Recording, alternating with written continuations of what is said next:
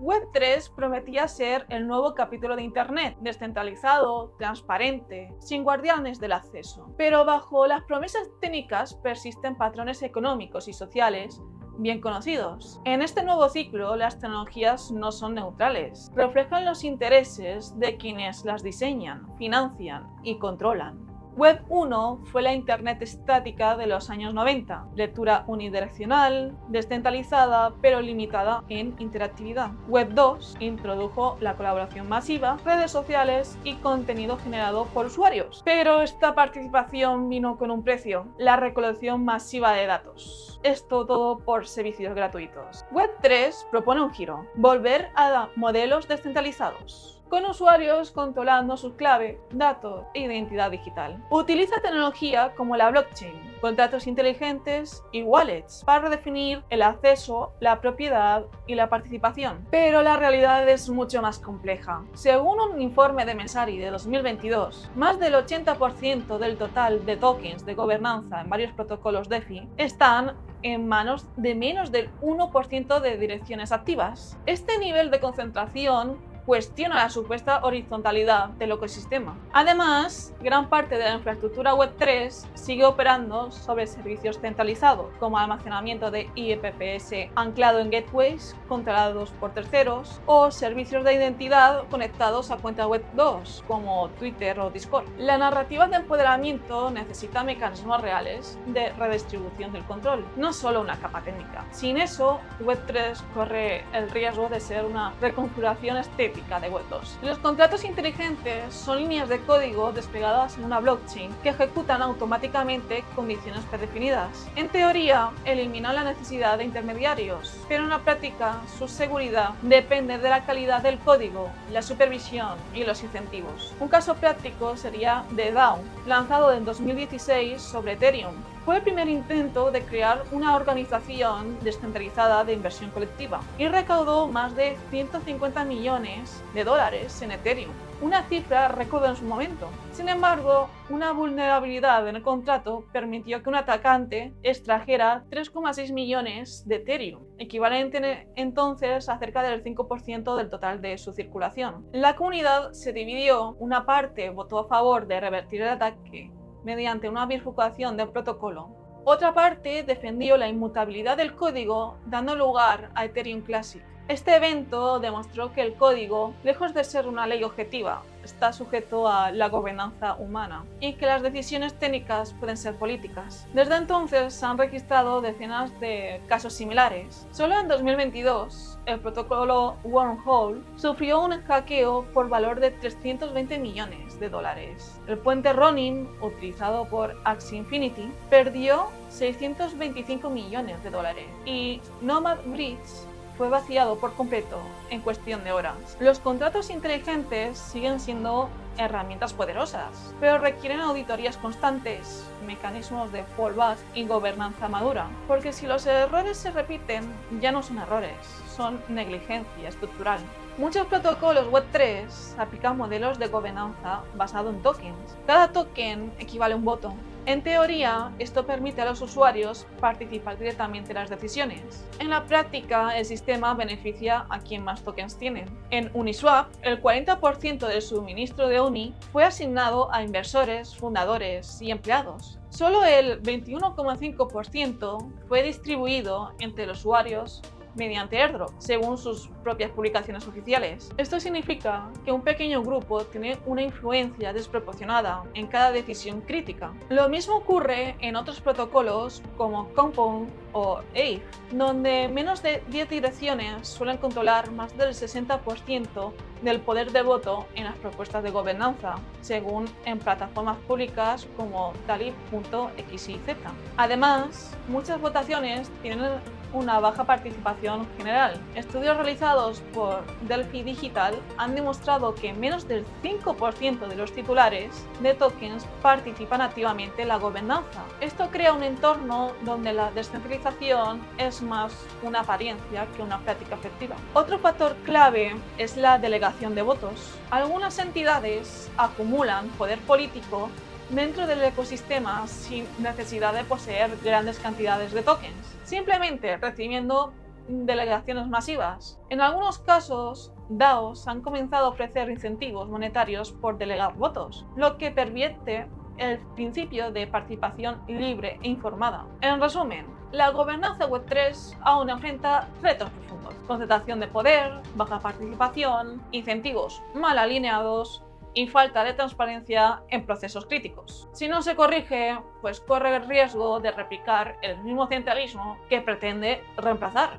Uno de los grandes problemas estructurales del ecosistema Web3 ha sido la falta de mecanismos robustos de protección al usuario. La narrativa de libertad total ha servido en ocasiones como escudo para operar sin responsabilidad. FTX, uno de los exchanges más grandes y con mayor presencia institucional, colapsó en noviembre de 2022. Documentos judiciales revelaron que su equipo utilizó fondos de clientes para cubrir pérdidas de su fondo de inversión afiliado, Alameda Research. El agujero financiero superaba los 8.000 millones, afectando a más de 1 millón de usuarios en todo el mundo. No fue un error de código, fue un fraude tradicional en un entorno desregulado. Lo irónico de la situación es que FTX era considerada una de las plataformas más reguladas dentro del sector cripto. Otro ejemplo extremo fue Squid Game Token. Aprovechando la popularidad de la serie de Netflix, el token fue diseñado sin función de retiro. Aumentó más de 75.000% en días y luego colapsó a prácticamente cero. Las wallets de los desarrolladores fueron rastreadas mientras drenaban los fondos, pero nunca se llegó a identificar públicamente a los responsables. Casos como estos no son aislados. Según Chainalysis, entre 2020 y 2023 se perdieron más de 30.000 millones en hackeos, estafas y exploits. Solo en 2022, los ataques a puentes entre blockchains representaron el 64% del total robado, siendo Ronin, Nomad, OneHall, BNB Chain los más afectados. La falta de regulación clara, combinada con tecnologías aún inmaduras y el FOMO de los inversores minoristas, crea el cóctel perfecto para la especulación sin consecuencias. Y cuando los sistemas fallan, no hay reembolsos, ni responsables, ni seguros. Si Web3 aspira a madurar, debe diseñar mecanismos de rendición de cuentas. La transparencia del código no sirve si se usa para ocultar intenciones detrás de toda esa complejidad técnica. Las monedas digitales de bancos centrales son una respuesta directa de los estados al crecimiento de las criptomonedas, además del declive del uso del efectivo. Según el Atlantic Council, más de 130 países que representan el 98% del PIB global están explorando o desarrollando CBDCs. El euro digital, impulsado por el Banco Central Europeo, ya se encuentra en fase piloto en varios países de la eurozona. Su objetivo declarado es ofrecer una alternativa pública y segura al dinero digital en un entorno donde las stablecoins privadas ganan terreno. Pero las CBDCs no son solo versiones digitales del efectivo, tienen capacidades programables. Esto significa que podrían incluir parámetros como límite de gasto por tipo de producto, geolocalización del uso, fecha de caducidad del dinero, restricciones por perfil de usuario, edad, ingresos, historial de consumo. Estos mecanismos permitirían aplicar políticas monetarias con mayor precisión, pero también abren la puerta a sistemas de control financiero individual. Por ejemplo, un gobierno podría bloquear automáticamente la compra de determinados productos si considera que se ha superado un límite de carbono mensual. El Banco de Pagos Internacionales, en su informe de 2023, ya ha descrito escenarios donde las CBDCs se ajustan dinámicamente a objetivos macroeconómicos como el estímulo del consumo, la gestión del desempleo o la reducción de emisiones. Si bien estas medidas pueden ser justificadas desde una lógica política pública, plantean serias preocupaciones sobre la privacidad, la autonomía económica y la posibilidad de sanciones algorítmicas. En contraste con el efectivo, las CBDCs pueden ser supervisadas en tiempo real y, a diferencia de las criptomonedas descentralizadas, están bajo control estatal total. El diseño final de estos sistemas marcará la diferencia entre una herramienta pública útil y una arquitectura permanente de vigilancia financiera. Bitcoin fue creado en 2009 por la identidad bajo el seudónimo de Satoshi Nakamoto. Fue diseñado para operar sin intermediarios. Permite transferencias directas entre pares, sin depender de bancos, gobiernos ni corporaciones. Es resistente a la censura, verificable por cualquier persona y opera sobre una red pública de nodos distribuidos globalmente. Actualmente hay más de 17.000 nodos públicos activos en la red de Bitcoin, lo que garantiza su continuidad incluso en caso de bloqueos regulatorios o apagones regionales. Más de 40 países han impuesto restricciones legales, fiscales o tecnológicas al uso de criptomonedas, entre ellos China, que prohibió el trading y la minería en 2021.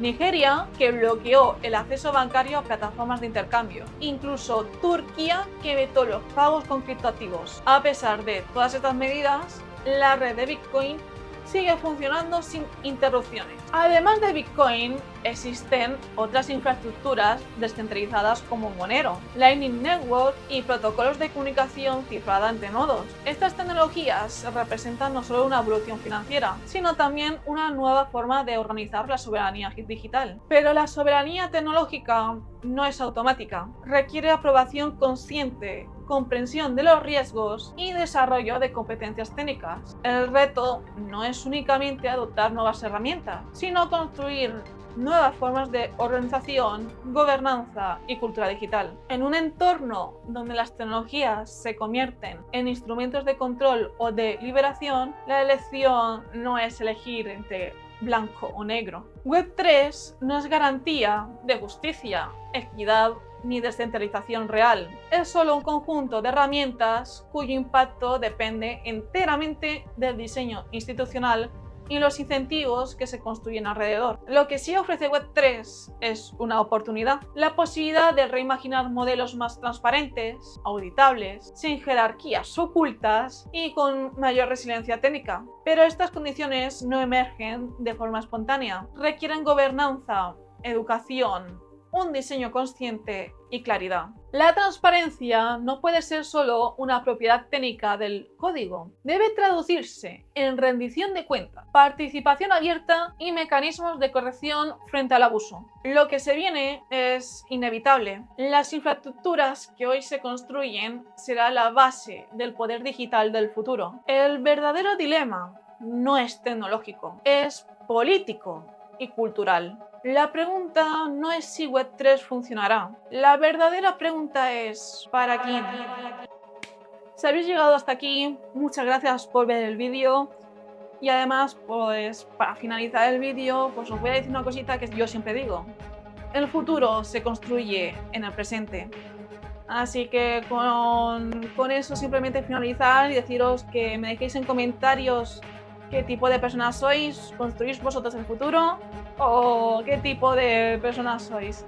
Nada, si os ha gustado este vídeo, compartirlo con todo el mundo, darle like, suscribiros y todas esas cosas.